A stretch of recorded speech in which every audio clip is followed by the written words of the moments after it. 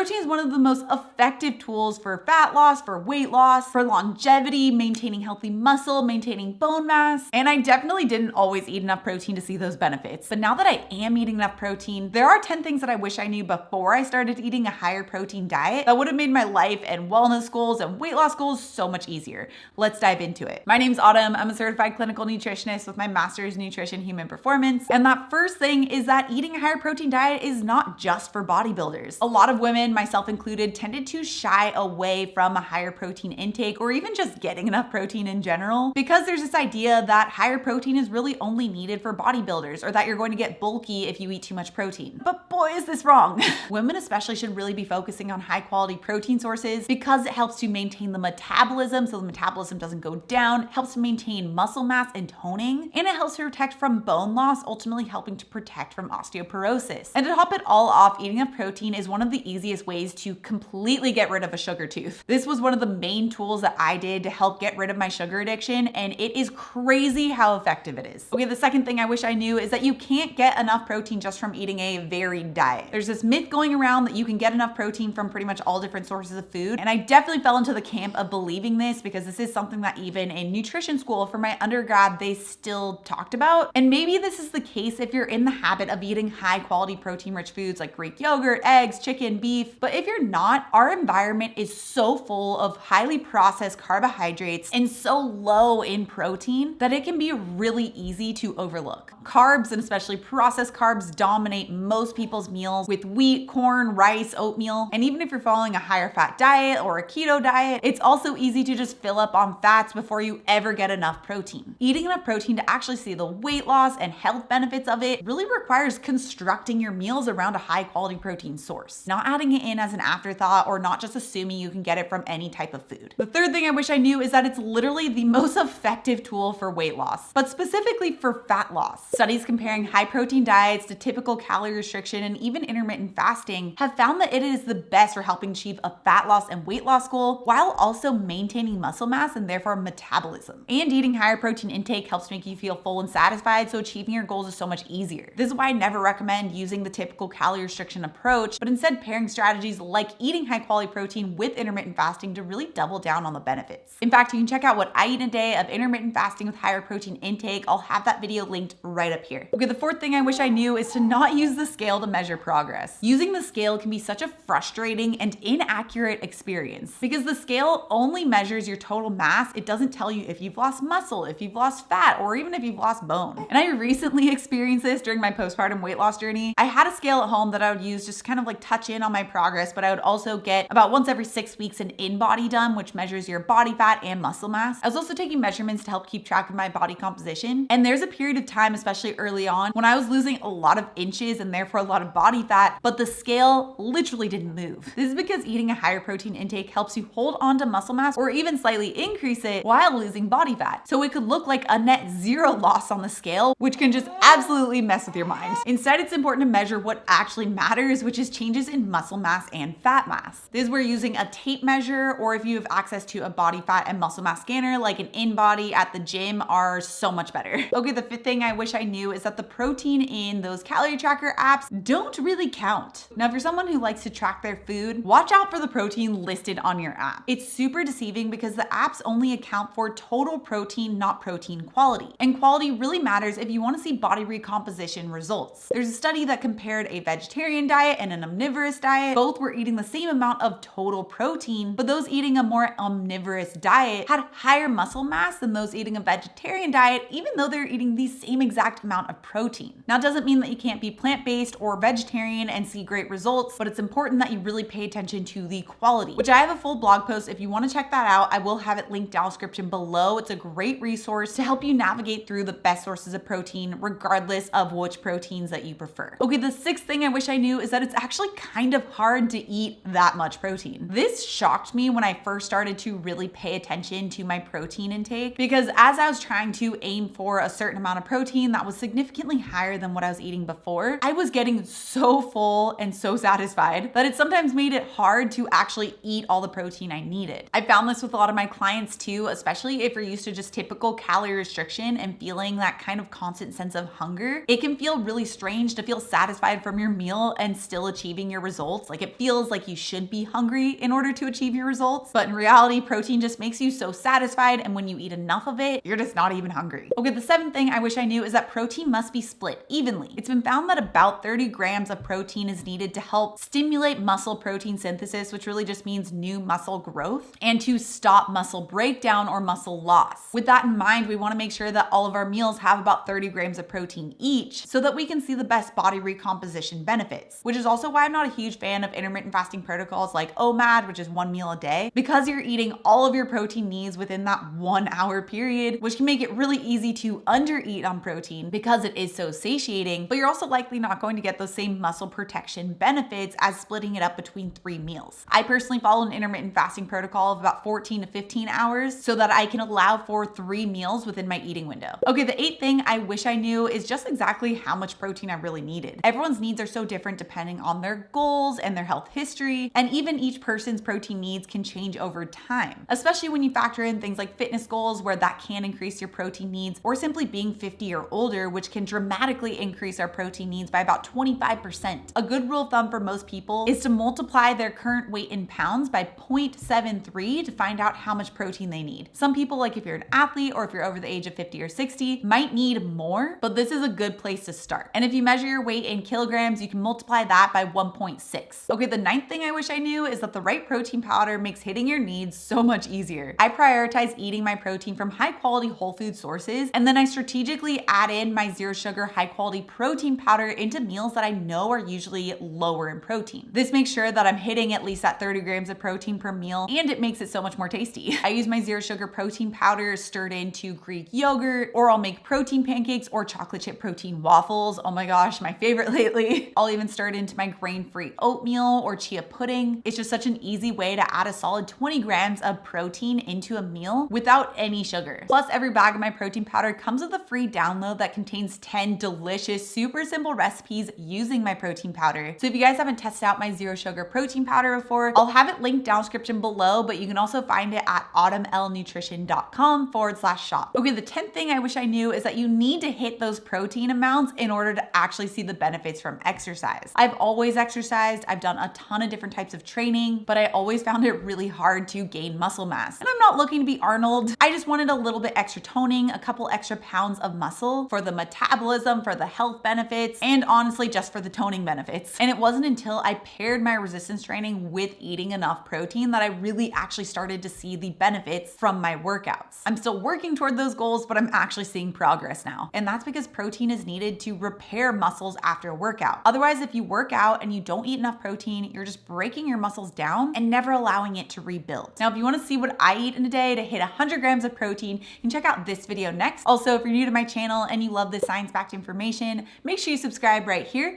Come out new videos every Tuesday and Thursday. All right, guys, thanks so much for tuning in, and I'll see you in my next video.